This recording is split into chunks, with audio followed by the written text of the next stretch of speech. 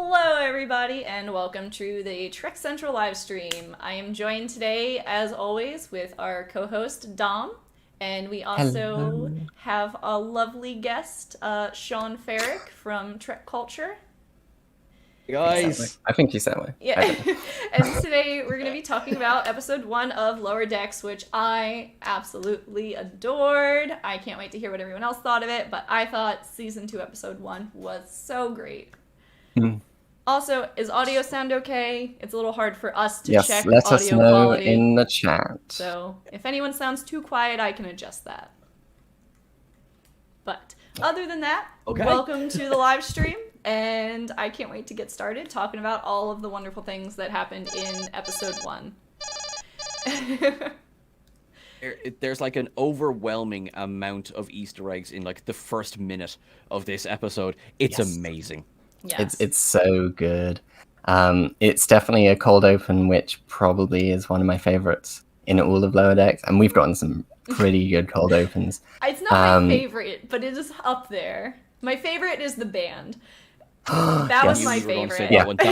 I knew you were going to say that one as well. That one's my favorite. Yes. But like, who would have imagined that it would have been a holodeck program when it just started? And also when the trailers came out and we saw this, Mariner in the chain of command style Picard torture room. But apparently therapy works in the holodeck, according to Mariner from last season. And I really like that carries on from the first season. And also she uses it for exercise and not doing yoga like Jennifer. Yeah. Oh, that is the other thing I loved so much is that because I know that Tawny Newsom was like saying that they didn't say it was an Andorian when they told her to just scream move and then insert a name. So she was just like, move, Jennifer, and just put the name Jennifer in there, and then found out after the fact it was an Andorian, and so then it just became like a little bit of a running joke with them. So I love that they put Jennifer back in and like had her be like, I hate that Andorian. It makes sense why she just forcibly pushed her out of the way in like season 1. I would love Jennifer to become like a recurring nemesis for Mariner in this season. Yes, please. Yeah, it looks like we've got some super chats. Brie, do you want to speak them out? My thing do you not see them? Working. I can say it. So we've got there Danny we go. Shield. It wasn't working for some reason. There we go. Now I can see it. Hello. Yep, do you wanna see? I don't know why that was happening. Okay, so let's see. Danny Shields said, well, hey, Sean, tell everybody when Miles and Keiko's wedding anniversary is and how normal the time I spent thinking about it is. Is that an in-joke or something? That is an in-joke. Oh, yes. Danny, you give me 2 seconds. I will get the date of that wedding anniversary because I do get this. Yeah. And we also have talk one. Amongst yourselves. But yeah, that was $5 from Danny. Thank you so very much. Thank you. And then we also had $5 from Lore Reloaded that said this channel needs 169,000 followers, if not more, which I will not disagree with. I think we should have a lot more subscribers personally. And this is not even coming from someone who works for the channel. This is coming from someone who found this channel like 2 years ago and was obsessed with it. Has it been 2 years? It's been like that, yeah, because I started working like last December, but it's I found it right when it was brand new, and I was like, wow, yay, Star Trek channels, I love this. And then I got brought on, and November now 6th. Yes. November 6th. Now I think we should also have more, but I'm a little biased now. But then I would love for you to have more as well. Why, thank you. Yeah. We've also got some regulars in the chat. Starfleet Boy, I see. Jace. Hello. Donnie Pearson, welcome. Welcome everyone German else. Trekkie, hello. It's lovely to see you all. Thanks for coming to talk about Lower Decks. If you'd like to put in the chat what you thought of this episode while we talk about all the nitty gritty of this episode, what we loved, what might have missed the mark, maybe, who knows. We'll go for it now. But yeah. So what was your favorite part, Dom? Since we were talking about some of our favorite parts earlier, we might as well just go ahead and talk about our favorite parts.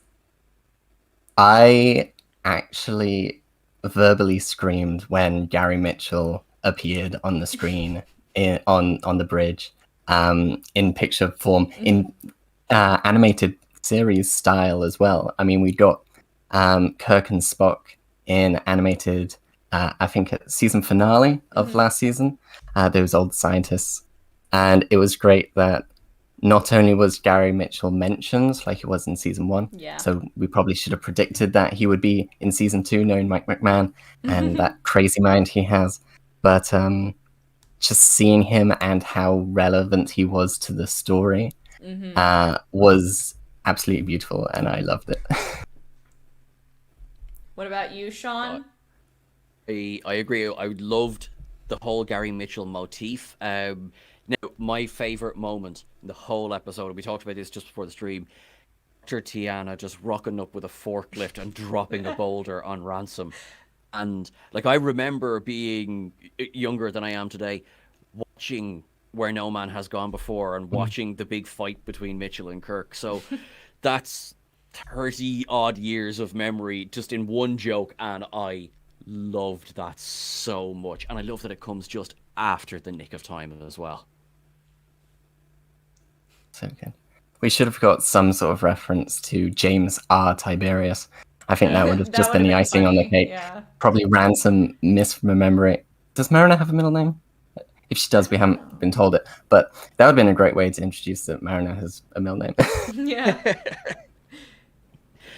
Brina, what was your favorite moment? Well, the rocking up with the forklift and just dropping it on him, causing that to actually be the solution after Tana said that all the way in the beginning, like, how'd they fix it in the original series? Well, they just dropped a boulder on him. That was definitely one of my favorites. But actually, as we were talking, the whole Jennifer thing is really sticking out to me. It's like still cracking me up when I think back about it. Just that little, like, God, I hate that Andorian. Like, what do you do? Yoga like a normal person? I love that Mariner said, I know we're not meant to have interpersonal conflicts, but I really hate that Andorian. Yeah. And it was like... now I get why she got shoved so forcefully in season 1 for no real reason. So, is there more history behind Mariner and Jennifer? We need to know. Jennifer obviously stole Mariner's boyfriend one time. Just never forgiven her.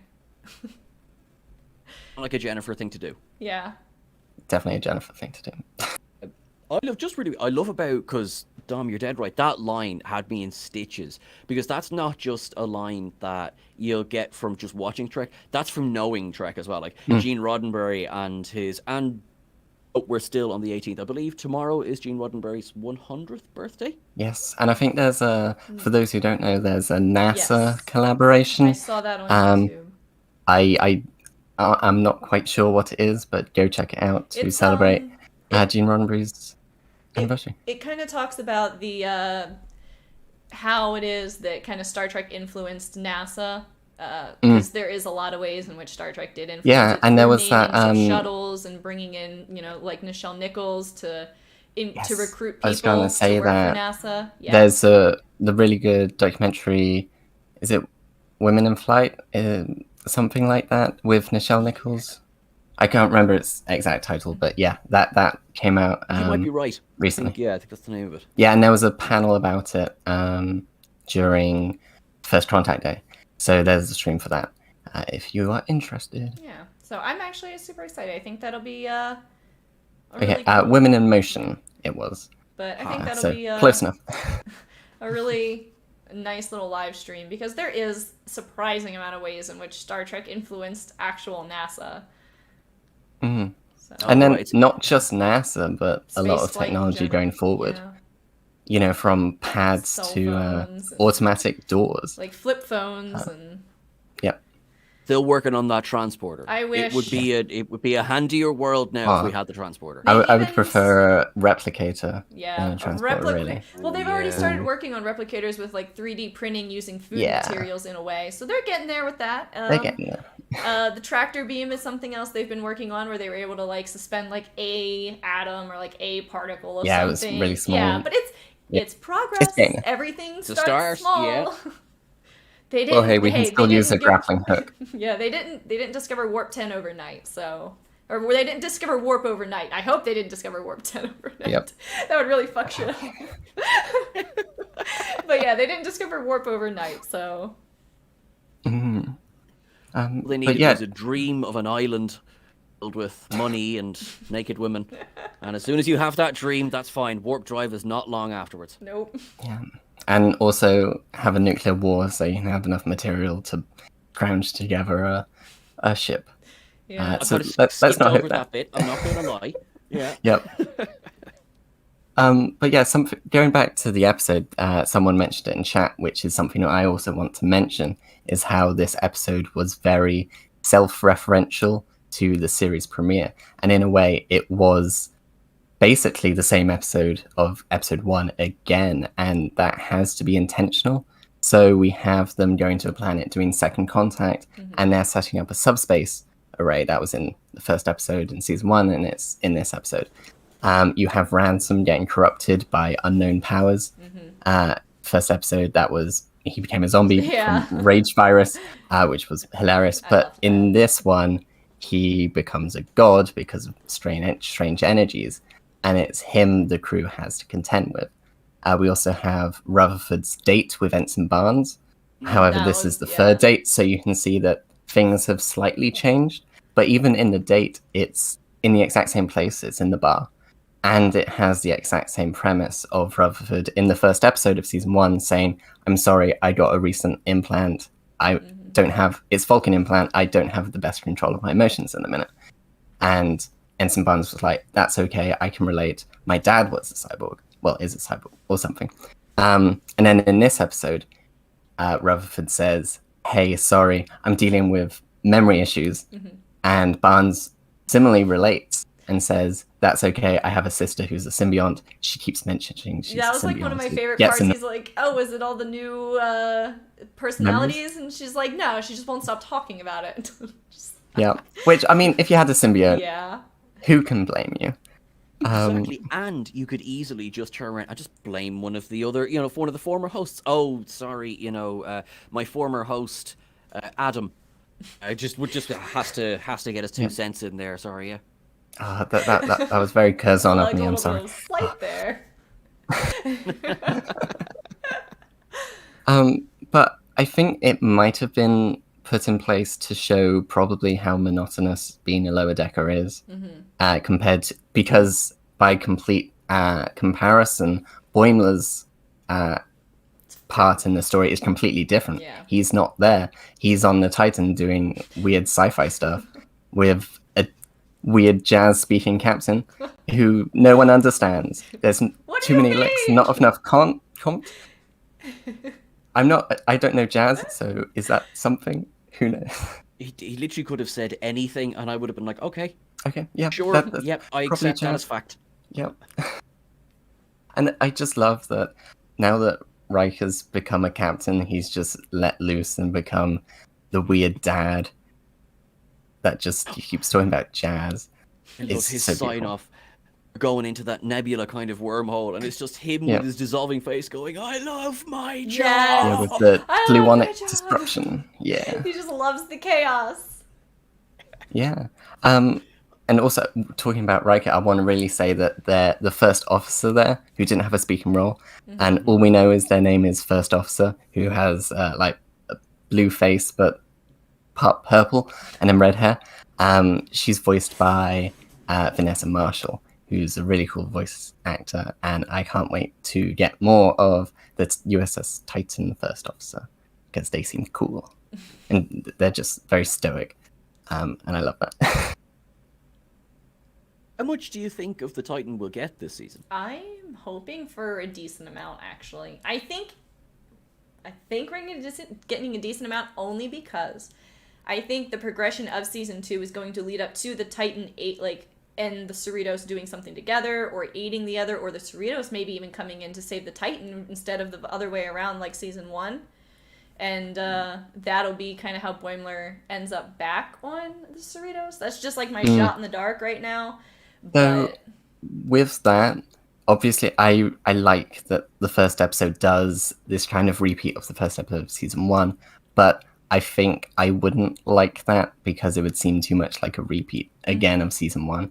If even if it was reversed. roles reversed, I'll still be like, okay, that it's kind of getting into a pattern, and I want it to, as we've already seen, I want it to break out of the pattern and show us that there's more to experience from Star Trek and from Lower Decks itself. Well, then I think it would. Yeah.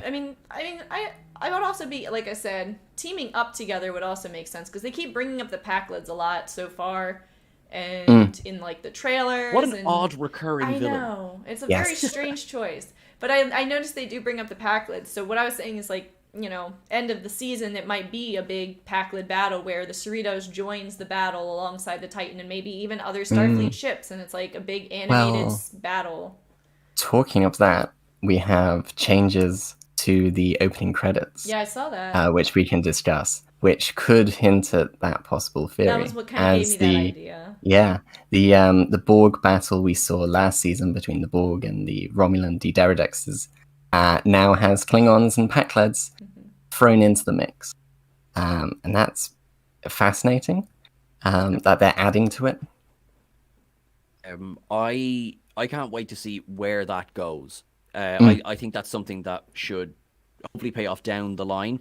But also, it's not the first example of the upgrade in animation. Like, the first shot of the Cerritos shows us just they've already upgraded again. And it was already really good in season 1. But it's gone even better again. And I saw a fantastic image, a side-by-side image today, where someone's just gone, just look at the detail on that Borg cube in the opening credits. Yeah, I saw that tweet. Yeah, it's really, really, really good. Like, yeah, it's ridiculous, and it shows that they probably have more faith in the show now that it's had its first season, so they can probably be like, here, have some money, do it again. And I'm fine with that. I'm fine with it. That's too. why we have all the callbacks to the season premiere, because we're actually going to get season 1 again. It's going to be slightly redux. higher budget. Yeah. So good. But yeah, I really like the dichotomy between the Cerritos being kind of a repeat and then Boimler just being shit hitting the fan, just all going all over the place. But I do think that we're gonna get a good amount of Titan, like, you know, bringing that back. I do think we're gonna get a good amount of Titan, only because I think that's kind of how they're gonna set it up. So I do think episodes here or there we're gonna get, you know, I don't want to say every episode, but I'm gonna say quite a few episodes. I'd say maybe 50% of them will see the Titan, only because Boimler's there, at least, if no other reason. But I think it's probably setting up for some kind of either battle or situation in which the Packlids are involved and the Cerritos is going to somehow be involved, and then Boimler will be like, this is too much for me, I just want to transfer back to my old ship. Yes, and I would definitely like if that was the case, why Boimler goes back to the Cerritos instead of, he made a mistake and gets demoted. Yeah, and because that's my big I don't concern think with they'll do how that they're to going to him. do it. I think what'll happen is he'll kind of realize that jumping immediately to like a main ship and seeing all that crazy stuff isn't necessarily what he thought he wanted, and he did actually want that close relationship with like friends on a more laid back ship. I think that's going to be like his little character arc, is realizing that it's his friend. It's all about the friends you make along the way. Yep. That's the real Lower Decks. Yep. The friends you make on the journey from there to here. Yeah. We have another donation from Danny Shields. He said, big reveal, it's actually Thomas Riker. It was Thomas all along. The captain of the Titan? Yeah. So Thomas Riker all along. That would be great, because we don't know what happens to Thomas Riker after DS9. Yeah. DS9. He gets sent off to Cardassian labor. Thomas and Rolaren got a ship. They flew off together. They're happy. They're doing something. They're both alive and well. No body, no death. Yeah, that's true. They did guarantee they weren't going to kill him in the DS9 episode. They said they were going to guarantee a non-death penalty. So, but that was before the Dominion. It's true. But and then Ulamaki. They can write it in that they made that agreement, and that might be why. Or he could have broken out because he's Thomas Riker. Yeah. But well, I mean, it's as likely as a transporter clone to begin with. Yeah. So they can literally do anything. Yes. But it'd be actually, now that you've said that, I'm latching onto this idea. I would love Thomas Riker to come back, even if it's lower decks only. I mean, obviously, I'd love to get him back in Picard just to get more Jonathan Frakes. But this idea now. I would like to see animated Thomas Riker with the detachable sideburns. And then, it's all serious and he's talking about jazz and then he's like, nah. And he just takes the sideburns off and everyone's like, what? Or maybe that's it. Someone who actually knows jazz. It's like, Captain Riker, nothing you're saying about jazz actually makes any sense. Do we even play an instrument? We haven't seen you play a trombone in months. What's happened? It's like, oh, I've been foiled. Oh, that'd be great. And very low decks thing to do. Yeah. How do you think we're going to get those Borg? Like, I know they showed it in the trailer. And when do you think that episode's going to show up? Yeah. Ooh. One was the holodeck episode in season 1, so I think it's going to get That about was I episode think 8. this one's Episode a holodeck, personally. 8 or 9. I wonder think- because that's definitely Boimler, It is. right? It is Boimler, Yes. and I think that It's might be... Borgler. Yeah. Borgler, yeah. That might be one of the things that sets him over, that he's like, this is not what I thought it was, and I kind of just want to hang out with my friends again. As in, you think he gets assimilated and then is like, Yeah. and comes back I and think is it's like, going to be like a Picard no. thing, where they de-assimilate him. It could be I mean, my thing, the reason I don't want it to be a holodeck, and I think it just kind of comes back to a lot of the things that we've seen that we've been hoping are things are just holodecks. Like season 1, when we saw the Borg and he was fighting the Borg, it was like, all right, it was holodecks. And something else, it was a holodeck, it was a holodeck, it was a holodeck. I want to see something that's not the holodeck, that's actually like... that you would think it was the holodeck. like, Yeah. I wouldn't mind if Boimler was actually assimilated and, like, Picarded, or Locutus of Borged, but Borg, but Boimlord. Wonder if it could tie into the gas attack where he sees talking plate Tom Paris. Could be, hallucinations or anything like that. Could be a Wasn't hallucination. he hallucinates him being assimilated? Hallucinates While in the himself as a Borg. Jeffrey's Yeah. Yeah. Yeah? That's I think it could be But a way if, of getting around the holodeck. Yeah. if we do get Borgler, I do then want a Lower Decks episode where he's like, okay, I got assimilated. I'm going to do what Picard did when he came back from being assimilated and go to France. And then we have an episode in France and he falls in mud like Picard. And that would Just I would like just love complete that. rehash. Yeah. I mean, if they're doing rehashes to episode 1 of Lower Decks, I would love a rehash of, is it Brothers or Family? I think it's Family. Family? Is it Family? Yeah, Brothers Families is is- the Yeah. Data and Lore one. Yeah. Yes. They're quite close together, right? They are. No, you're dead right. They're within a couple of episodes. They're actually. within a Yeah. couple of episodes. Yeah, I was getting confused. Because also you have Picard's brother there, so they could both work as different titles. But anyway, I forgot what I was trying to say now. Carry on.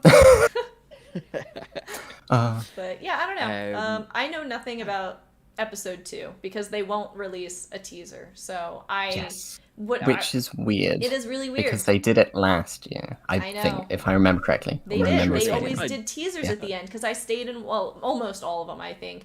They might not have done it for episode 1 now that I'm thinking about it. For the last season, I'd have to go back and look. Because I think it was actually a trailer for Picard. If I remember, it was That season sounds 1. familiar. Season 1, I Okay. think, showed a trailer of Picard. I don't remember for sure, though. I'll have to look. But I do hope they start doing that because I really like breaking apart, like, what are we expecting next season or the next episode. And I can't do that right now, so I don't know what to expect tonight. So There's a fantastic suggestion. Sorry to call it, but just in the chat, Steve's 2 lower 2 decks. I am here for that right now. I am. What would that be? I Describe realize Mr. Diesel is not in Too Fast and Furious, but I think if Mr. Diesel would consent to be just flying by in some sort of souped up California class ship. Oh, he just, he just amazing. rolls down. He just like pulls up the little like the shield, and he just goes, "Family," and just drives away. No, Says nothing else. He interacts with Boimler, and Boimler's like, "I left my family behind." Family and is the he's most like, important thing in the world, man. Family's the most important thing. Just You leaves, should go back. just drives away. I mean, if we can get The Rock in Voyager, we can probably get Vin Diesel. Yeah, we could totally do it. Yep. Very true. Yeah. It wouldn't be the weirdest thing about guests we've gotten in Star Trek. We've gotten some weird guests in Star Trek. That's sure. That's true. But if someone out there has to remind Boimler of the importance of family. And if it's not going to be Vin Diesel, then who? Yeah. And that's one of the funny themes of episode 1 is how family is so important. Doesn't mean you always have to get along with them or be their best friend the whole time, a la Freeman and Mariner. I have to say, I really enjoyed the interplay between them and how they were both just gritting their teeth with niceties between each other. And I thought that was so well done. And I like that they addressed it in episode 1 because I would not have liked a whole season of this. So, but also what's interesting with that, what's interesting with that is Mariner says it's been a couple of months. So presumably we can then say that season 2 is set in 2381. And then it goes with the TNG format of each season is a separate year. So it'll be interesting then because Mike McMahon has gone on record and in interview to say how as the seasons go forward, it will then tie into the flashback stuff we see in Picard and so forth. Yay, so it'll be interesting to see that and the just good continuity between the two. So, would be great.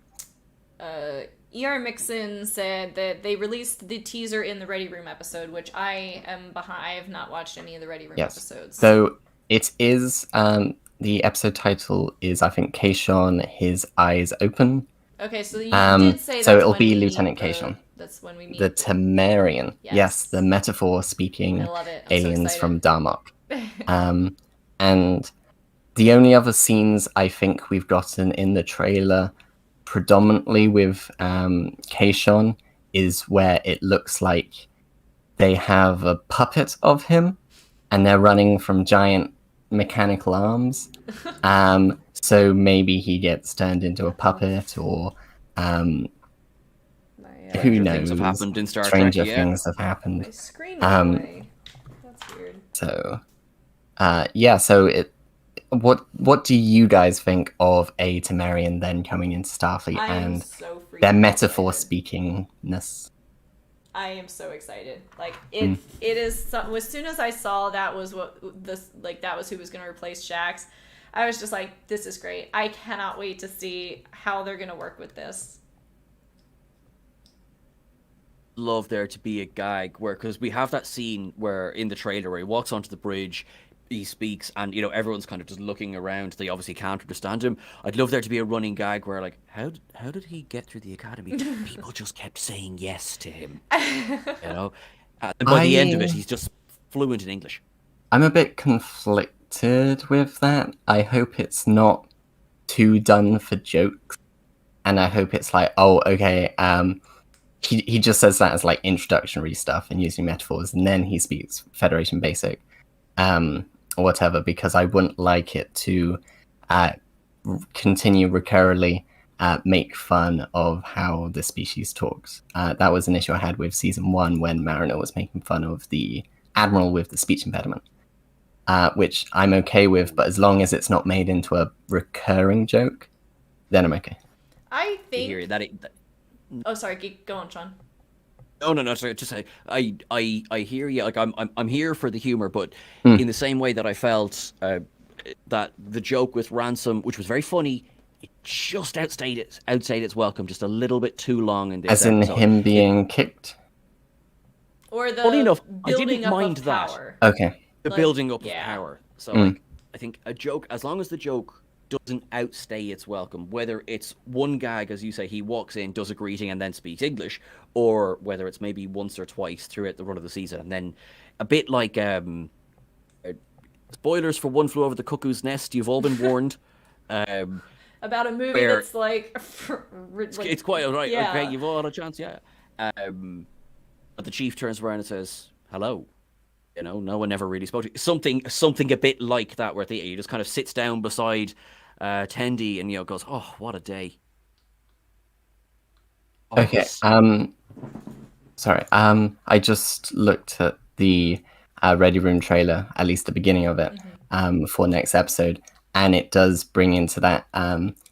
Keishon does say a metaphor, but then he's like, "Sorry, my Federation basic is not the best." Okay. Okay. Cool. So it seems like fears are alleviated there already. I thoroughly enjoyed this few minutes of pointless speculation. I know. All of it's been undone. Yeah. Reminds me of all that speculation about the burn. Oh yeah. All that pointless speculation. Yeah. I still like my theory. Yeah, we all liked our individual theories. Yeah. It looks like next episode is the one with the place filled with Star Trek merchandise. Cool. Well, not merchandise, just former props. Mm-hmm. So the inner light probe, a bunch of weapons. Is there anything else there? A dom, no, not domjot. What's Caddiscot, the game that of Naomi course. Wildman played with Neelix and Seven? That's there. So it looks like it'll be a very Easter egg heavy episode, which is great. Happy with that. I am too. Happy with that. Yeah. Well, I'm a little disappointed that we found out the answer already to whether or not he's going to speak. I That's okay. apologize for ruining it's okay. the speculation because us Trekkies this just is love what life theorizing being stuff. spoiled live looks like. Yeah. We're all like, okay. Yeah. Well, yes.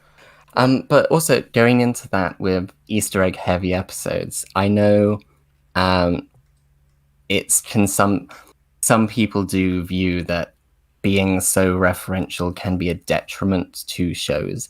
What are you guys' views on how many Easter eggs are put into Lower Decks and whether it may take away from episodes or make those who don't know those Easter eggs less impressed with the episode?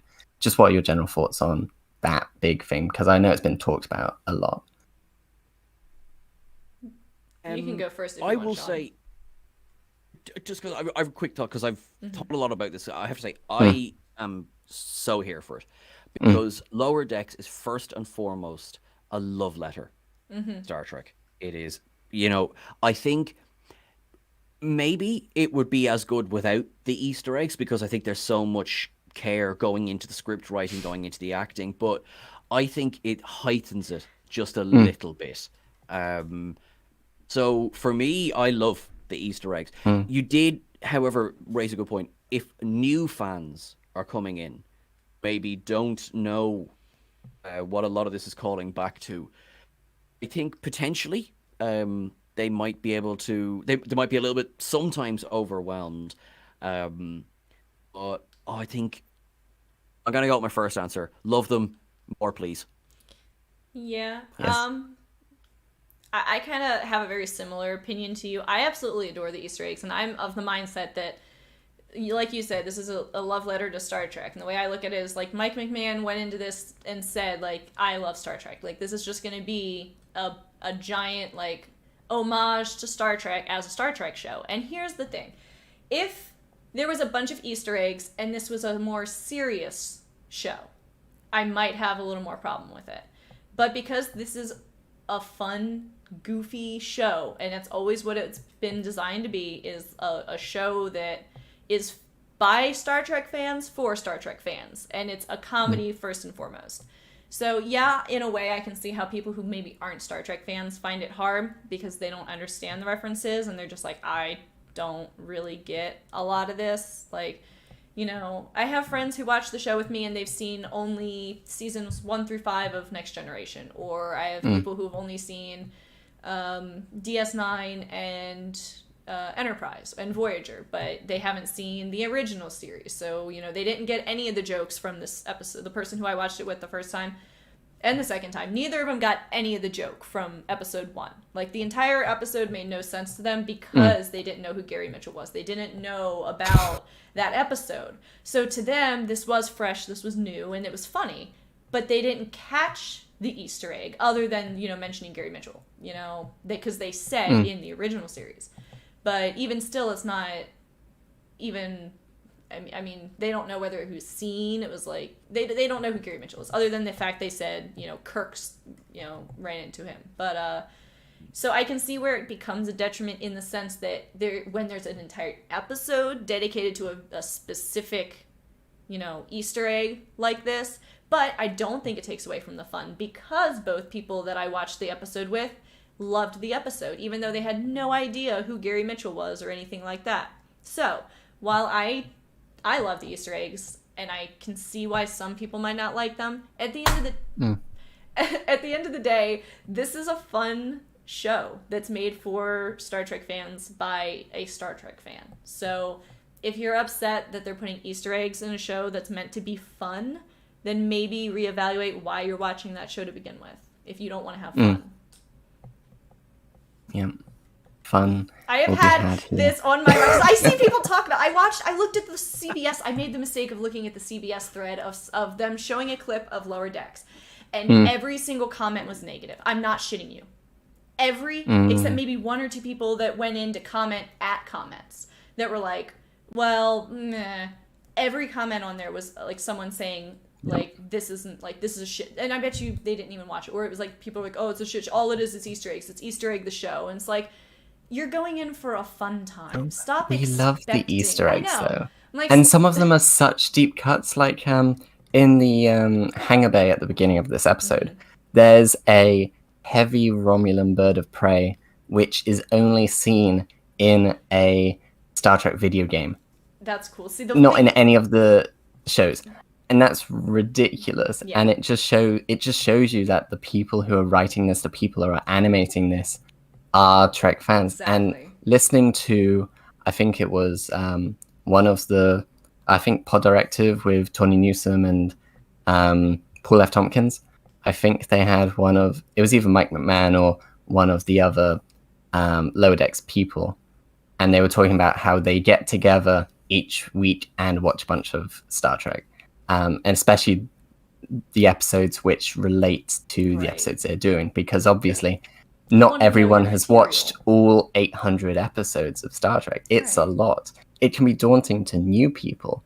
But the fact that we can get all this and us fans can be like, oh my God, is that? Is that? And we'll be doing it for the next week. Yeah, I always find new stuff. I missed. Yeah. And like the first time I watched the episode, I must have looked away for just a split second or blinked at the moment that in the beginning shot they showed the Dominion, the Jem'Hadar fighter. The Jem'Hadar ship. And I was like, for a second, I almost even said it because I was like, was that a Jem'Hadar fighter? And then the second time I watched it, I was like, it absolutely was. It was that. And I was like, I love that, where it's like, you know, you only if you've seen like DS9 and you know about the Dominion War, would you understand why the Cardassians even have one of those in the beginning, you know? So some of the Easter eggs are subtle and tie in a great way. But here's the thing, even if it's just a fun, in-your-face Easter egg, who cares? At the end of the day, it's a fun show. It's not trying to be anything other than a fun love letter. And for people to be trying to take it as anything else is, I think, where people might be going wrong with how they're looking at the show. And it's fine if you don't like it. Everyone likes their own stuff. If you don't like Lower Decks, it's not for you. That's fine. Yeah, There's no problem it's like in that. I keep saying with New Trek is that it is a buffet of shows. Yeah. If you don't like one course, you can go over to one of the others.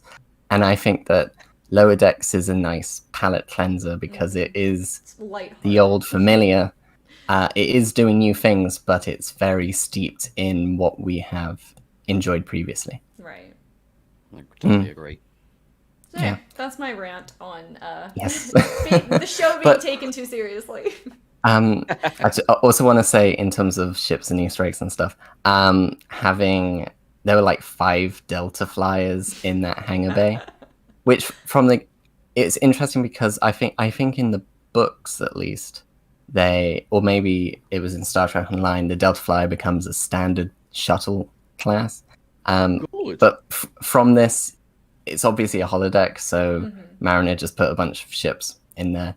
And, you know, the USS Macduff, it looks nice and shiny on the outside, but inside it is a Wrath of Khan bridge, and you would expect that, maybe they would have changed that. But it being a holodeck and us knowing that Mariner loves Khan as a villain, she mentioned it in season 1, it makes sense that she made it that bridge. Yeah. And it makes sense she made it that ship. It was just great. I love as well just that little the runabout that's there as well. It's got the roll bar for the Orinoco as opposed to say the river, because the runabouts themselves, I know they were in both Voyager and Next Gen as well. I think Timescape and Non Sequitur both had runabouts in them. But I think they were as kind of standard Rio Grande. So to have it there with the roll bar, it's like, yes, let's get a bit of respect for that one as well. I like that one. And then there's a D5 fuel tanker, which you see in Enterprise, but it doesn't have the fuel pods attached to it. So you can see the top bar, and it's like, that's just so great that we're getting Enterprise stuff. And I mean, yeah, we got Riker saying, watching Archer and the crew, and it was a long road game from here to there. But Enterprise is, I really, really love Enterprise. I love Enterprise so getting so much. more references to Enterprise is great. This is a hot take, right? Real hot take. Oh no. Enterprise is my second favorite Star Trek series. Okay. So real hot take. But it's behind DS9 for me. I don't know what it is about it that I like so much. The first time I watched it, I hated it. I could not stand it. And then I watched it again, and I was like, okay, I kind of like this. And then I watched it again, I'm like, oh, man, I really like this. I think my first experience with Enterprise was an older fan saying, don't watch it, it's really bad. And then I watched it and I was like, it's not as bad as you said it was. Yeah, I was told So I that already too. had that going in, that I was expecting the worst. Yeah. And I was like, this is pretty good. Oh, I like that episode. Oh, that episode's not the best. Oh, okay, that episode's good. I will say, when I think of my favorite episodes, they do all fall within seasons 2 and 3. There's a few in season 1 and 4. 4? There's a few in season 1 Season and 4. 4's so good. Season 4 is the one after the Xindi. Xindi War. See, Yeah. my favorite part was the Xindi War arc, and I wish that at least season 4 had gone into more about the Temporal War. But like I said, everyone at Trek Central knows I really like the Temporal Cold War, so it shouldn't be a surprise that it's my second favorite. Well, it looks like Discovery is at least going to pick up on some threads of that. I hope so. We obviously had the discussion about it in season 3, but I would love them to pick up on some threads, because I know at the time it was dropped as a topic. I think it was network. They were just like, look, just this up, guys. Come up with something else. Bring it a bit more back into the franchise as a whole. Which, ironically, I think is what they were trying to do with the Temporal Cold War, because then you could have the Romulans and things like that. I would love to see that be touched on again in Discovery Season 4, because I would also just love to see what Lower Decks is doing, which is giving Enterprise the love it didn't really get. Yeah. Yes. When it was released. It's one of those things that a lot of people say is like, when it came out, it was panned, but time has done it. Obviously the CGI is not great, but in story terms, time has done it well. So people going back seem to like it more on rewatch than when it originally aired, and that's something that is nice. But I understand there's some people who don't like it, and I get that. But I think that's a lot for. Like I think that's the case for a lot of Trek, because I know a lot of people who didn't like DS9 when it aired. Yeah, and then with the advent of streaming and being like, oh, there's a bigger picture here. Oh, when I was watching it when I was a kid, I missed a bunch of episodes because I went on vacation or whatever. And then I was like, who are the Dominion? Why are they a big threat? So yeah, it's great to see these older shows get some love, and it's great. I was gonna say, Aaron Mixon did bring up a good point, and it's true. The one thing I hate about Enterprise is the finale. We just pretend it doesn't exist. It ends with the part 2, the 2-parter. It ends with the 2-parter. I mean, okay, Terra Prime and Terra Demons. Prime, Demons is where it ends. That's a great finale, but the thing is, Lower Decks technically means that you have to accept that the finale happens, which is weird and makes me like the finale. just because Lower Decks references it. But going back to the episode, because we've only got a short amount of time and we shouldn't go on lengths, even though we would love to, about Enterprise and stuff. I want to ask your thoughts on the Tendi and Rutherford B-plot of this episode, because I wasn't too much of a fan of it. So I just want to know you two's thoughts on it. You want to go first? Sure. Was the weak point of the episode for me. It was fine. Not bad. Yeah. It was just fine. Yeah. I did have some giggles though. I liked the theme of pairs. Yeah, I did too. You know, yeah. Yep. But overall, I thought it was a bit like. It felt like I think my biggest criticism of season 1 of Lower Decks was that we didn't get enough Tendi and Rutherford, and I feel that this episode did that no favors. Yeah. I think. Yeah, I can go with that. Yeah. I think I have to agree with you guys pretty much on everything. Like, I don't know. I mean, I can understand a little bit, like, Tendi's fear, because, like, that fear is real when your friends start to change. Like, say they get married, have a kid, and you're like, I might not have my friend anymore. You know? Or when they start liking pairs. Yeah, or when they start liking pairs. Like, that's fucking terrifying. But, yeah, it's like those little things like that where it's like, you start to see a change in your friend and it worries you. So you start trying to, like, okay, how can I keep my friend around? Like, how can I... And, like, I understand the point they were going with, but, yeah, it was definitely weaker. My favorite part of the entire thing was just the very end when they were like, yeah, we fixed a single pathway, and like, oh, is it this? And like, no, it's pairs. And he's like, yeah, fuck pairs. They're so mealy and gross. Like, that line was just my favorite, where he just, like, turns around and says, yeah, fuck that made pairs, me laugh and, like, high so fives. Yeah, but I think my biggest issue with that subplot was it was very... invasive on Tendi's part to subject Rutherford to that. As in, like, the first part with him having the pads on, it seemed kind of consensual in that regard. But then when she started, like, hitting him with chairs and then got a dart gun and was like, oh, don't worry about what's in this, I'm just gonna shoot you with it. Or I'm gonna take out your brain now. That was funny. But also, when you then look back, you're like, yeah, you may have went a bit too far, Tendi. I do have to say, I did snort out my coffee when she hit him with the chair. That was hilarious. Oh, yeah, same. He's like, do you still like pears? Oh, God, no, I hate pears. I really loved when she got, like, the magnifying laser glass, and whatever, and was like 4 twins are at sea.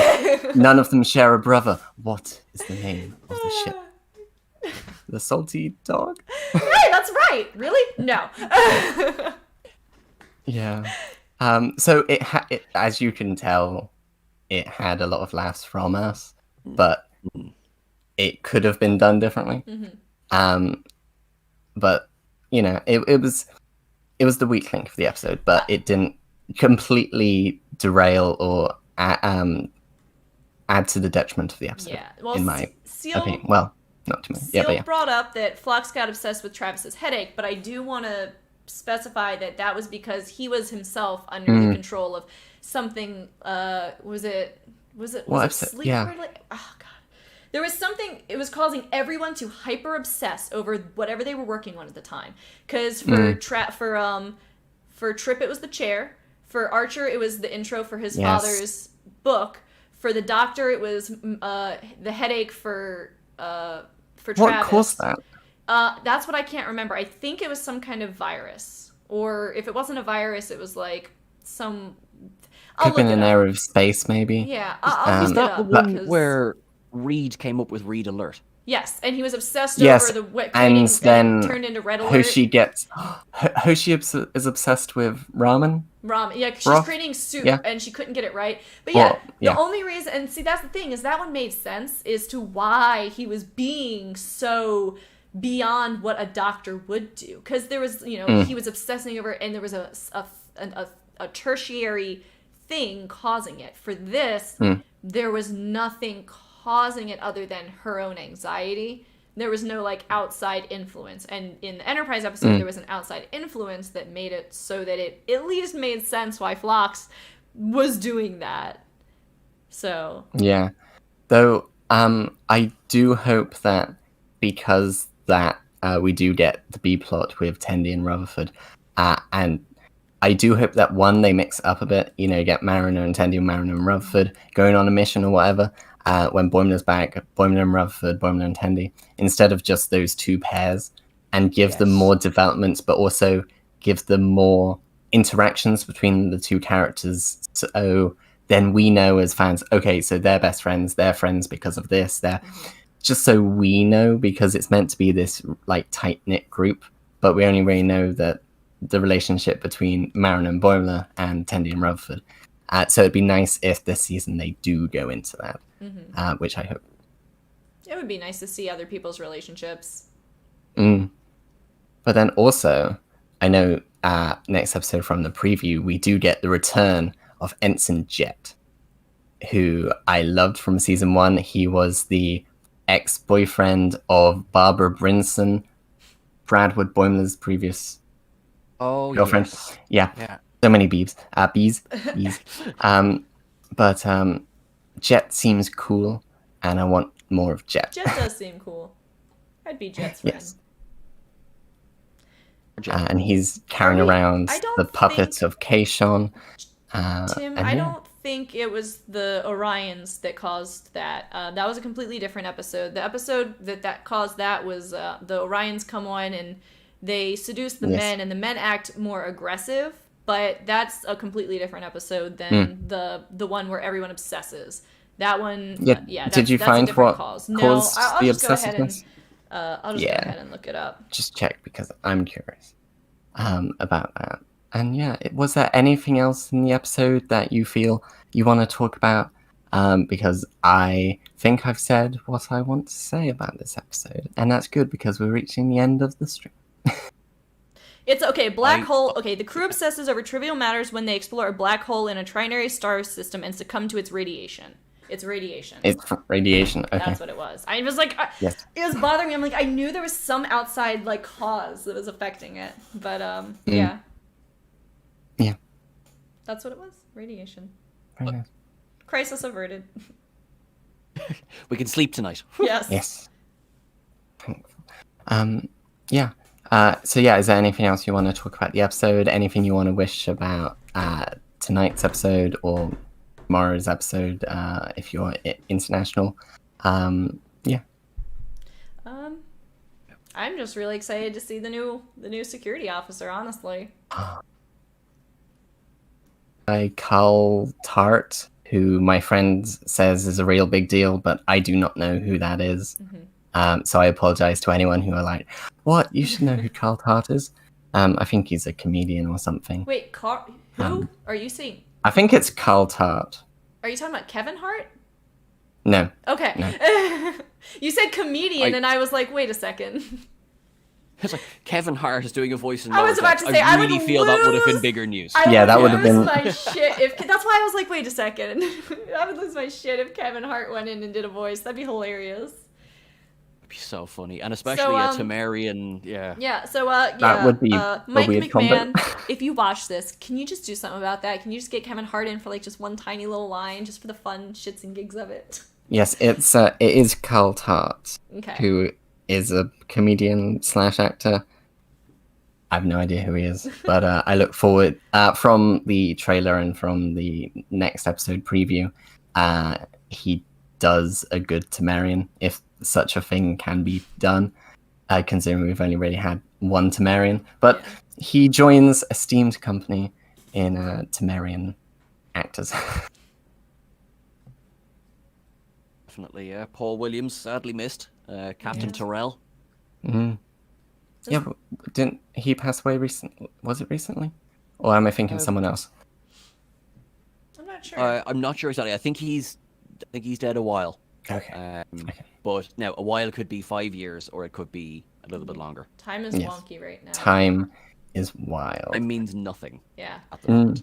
But before we go, I was going to open up chat or questions for chat if anyone had anything they wanted to ask or discuss about. But then also just how did you find the episode and what are do you you looking think of forward to in the- season 2?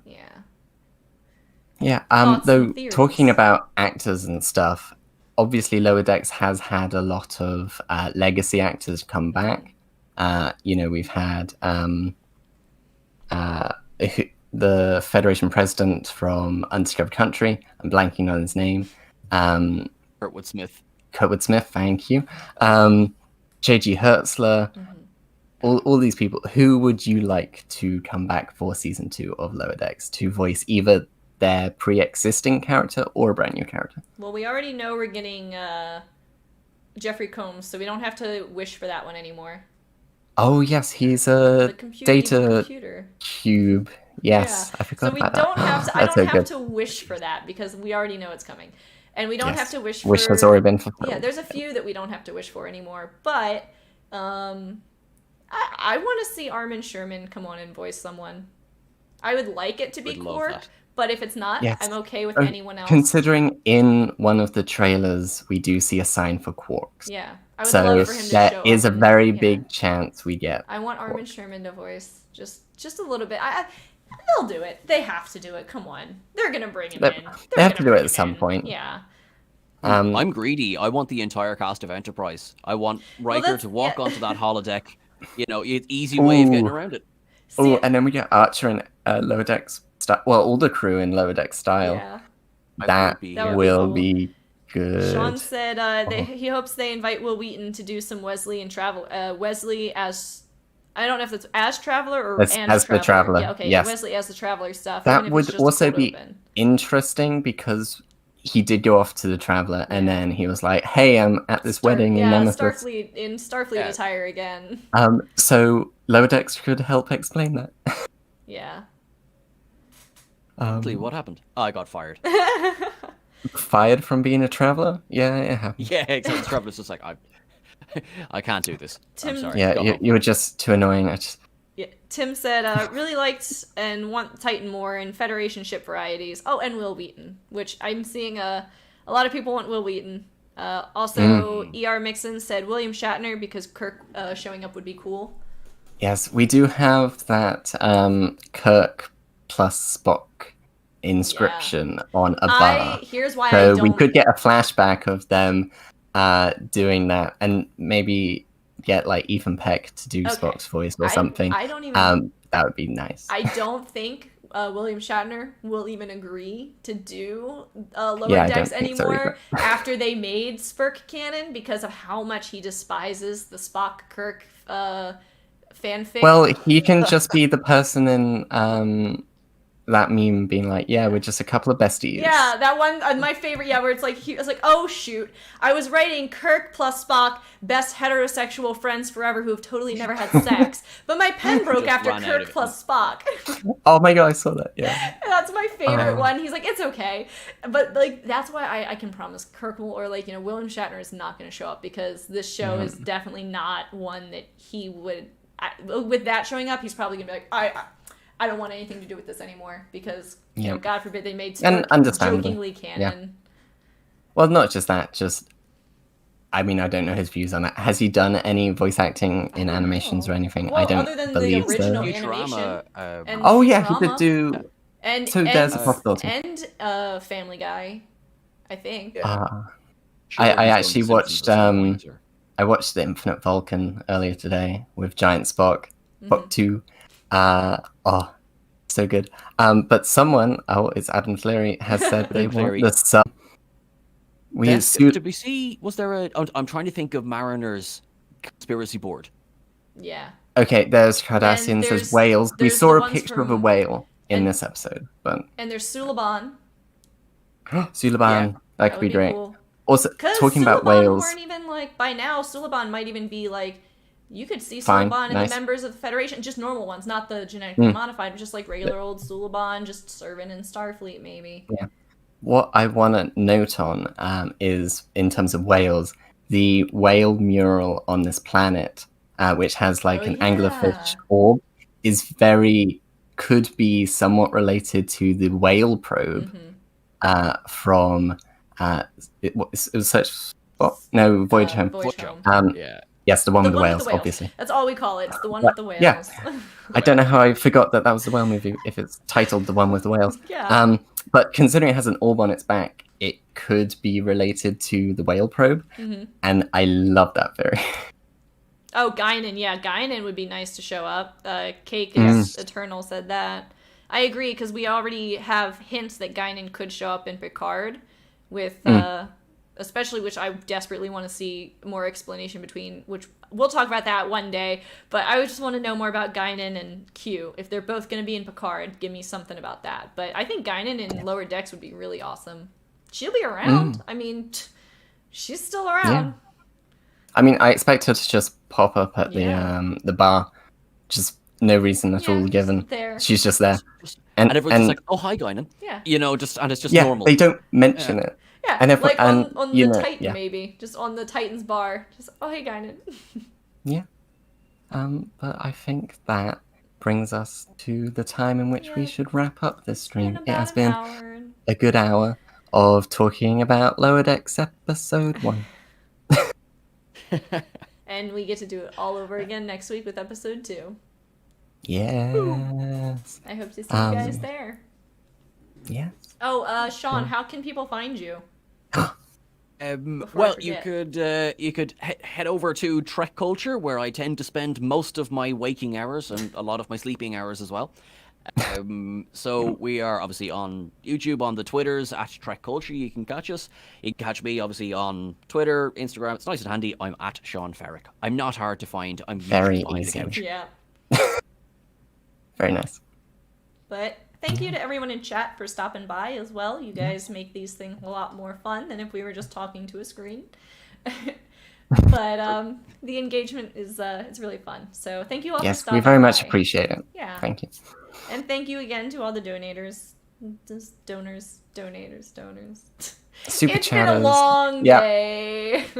I've been working all day. But yeah, just thank you everyone for stopping by, and we will see you next week. And in the meantime, live long and prosper. Long and prosper.